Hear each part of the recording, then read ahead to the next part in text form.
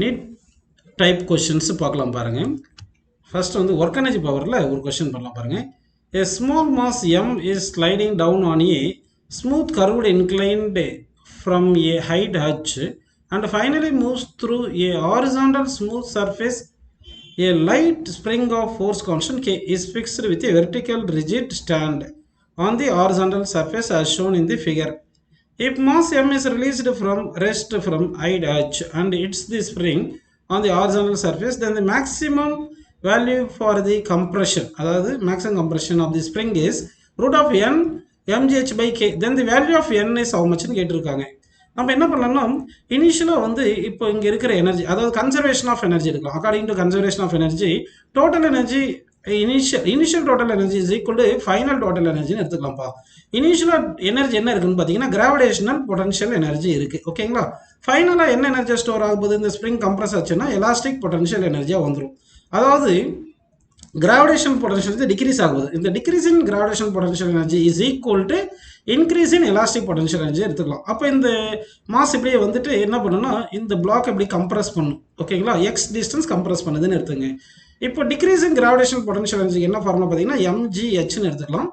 Increase in elastic potential energy வந்து of K X square எடுத்துக்கலாம். ஏன்னா இனிஷியலாக ரிலாக்ஸ்டு பொசிஷனில் இருந்துச்சு. ஓகேவா? இந்த 2 இந்த பக்கம் கொண்டு வந்துருங்க. அப்போ மல்டிப்ளிகேஷன் வந்துடும். கே கீழே கொண்டு வந்துருங்க. அப்போ என்ன ஆகுது? X square is equal to 2mgh divide by கேன்னு வந்துடுது. கரெக்டுங்களா?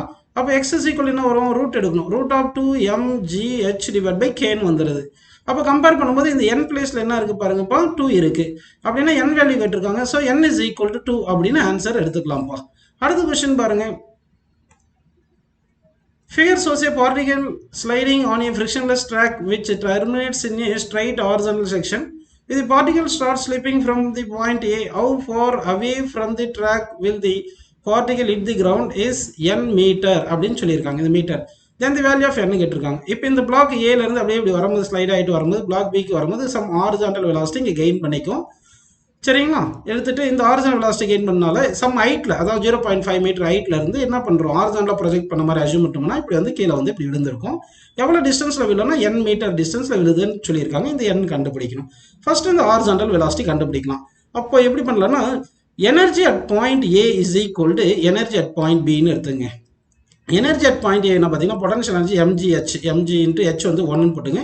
எனர்ஜி அட் பாயிண்ட் B வந்து potential energy mg into height வந்து 0.5 metre plus half mv square அப்படின்னு போட்டுக்கலாம். இந்த mgh/2 இந்த பக்கம் வந்துச்சுன்னா என்ன ஆயிரும்? mgh 1 மைனஸ் 1/2 வந்து 1/2 வந்துடும். That is equal to of mv square போட்டுக்கலாம்.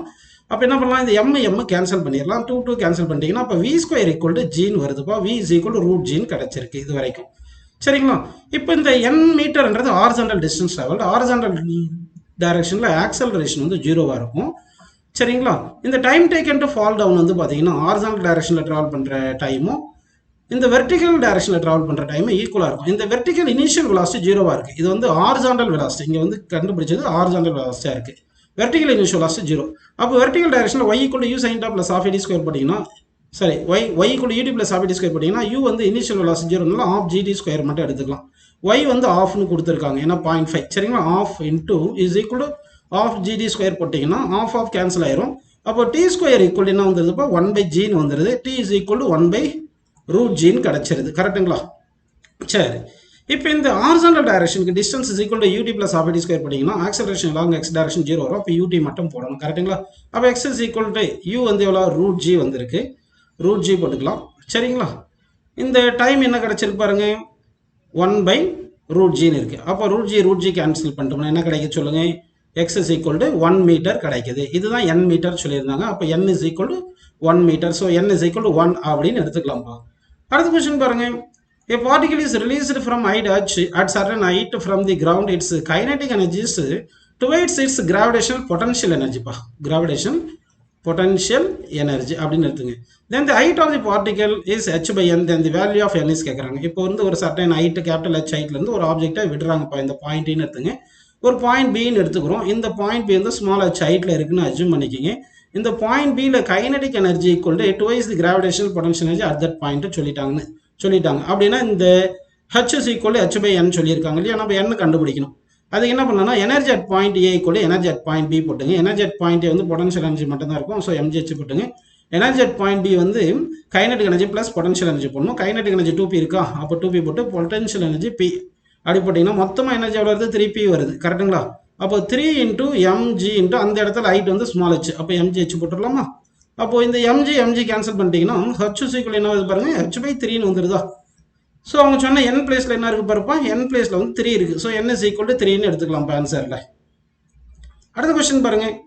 A particle is released from height h at a certain height from the ground. Its kinetic energy is twice gravitational potential energy.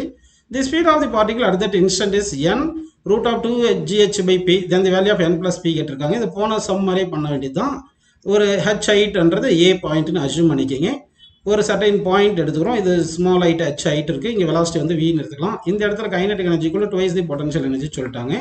இப்போ velocity இந்த பாயிண்ட்ல கேட்குறாங்க. நம்ம என்ன பண்ணலாம், energy at point A equal to இந்த point பின்னு எடுத்துக்கிட்டிங்கன்னா எனர்ஜி அட் பாயிண்ட் பின்னு போட்டுக்கலாம். எனர்ஜி அட் பாயிண்ட் ஏ வந்து mgh உங்களுக்கு தெரியும். எனர்ஜி அட் பாயிண்ட் பி வந்து kinetic energy plus potential energy. ஓகேங்களா? கைனடிக் எனர்ஜி வந்து கேன்னு போட்டிங்கன்னா பொட்டன்ஷியல் எனர்ஜி எவ்வளோ வரும், வந்து 2 கேல கொண்டு வந்துட்டிங்கன்னா பொட்டன்ஷியல் எனர்ஜிக்குள்ள கைனடிக் எனர்ஜி பை 2 போட்டுங்க. அப்போ இங்கே கைனடிக் எனர்ஜி பை 2 போட்டாச்சு. இந்த கே ப்ளஸ் கே பை 2 எவ்வளோ வருது, 3k பை 2 வருது. புரியுதுங்களா? சரி, 3k பை 2 போட்டாச்சு. இங்கே mgh ஈக்குவல் என்ன போட்டுக்கலாம், equal to 3 by 2 into K வந்து ஆஃப் எம் வி ஸ்கொயர் போட்டுட்டிங்கன்னா இந்த எம் கேன்சல் ஆயிருதுப்பா. இப்போ இந்த 2 இன்ட்டு 2 4 வந்துடுது. அப்போ வி ஸ்கொயர் ஈக்குவல் என்ன வந்துடும், இந்த 4 இந்த பக்கம் கொண்டு போயிருங்க. அப்போ 4gh டிவைட் பை 3 கீழே கொண்டு வந்துருக்குப்பா. கொண்டு வந்துட்டீங்களா? இப்போ வி வேணும்னு என்ன பண்ணணும், நம்ம வி இஸ் ஈக்குவல் ரூட் எடுத்துணும். ரூட் 4 வந்து 2 போட்டு ரூட் ஆஃப் gh பை 3ன்னு போட்டுடலாம். ஓகேங்களா? இப்போ கம்பேர் பண்ணுங்க. என் பிளேஸில் என்ன இருக்குது பாருங்க, 2ன்னு இருக்கா. அடுத்து பி பிளேஸில் என்ன இருக்குது பாருங்க, 3ன்னு இருக்கா. அப்போ என் பிளஸ் பி, அதாவது என் வந்து 2, பி வந்து 3. ஸோ 2 + 3 வந்து என்ன போட்டுக்கலாம், இப்போ நம்ம 2 + 3 வந்து 5ன்னு போட்டுக்கலாம். ஓகேங்களா? ஸோ ஆன்சர் வந்து நம்ம என்ன எடுத்துக்கலாம் சொல்லுங்க, 5ன்னு எடுத்துக்கலாம். ஓகேங்களா?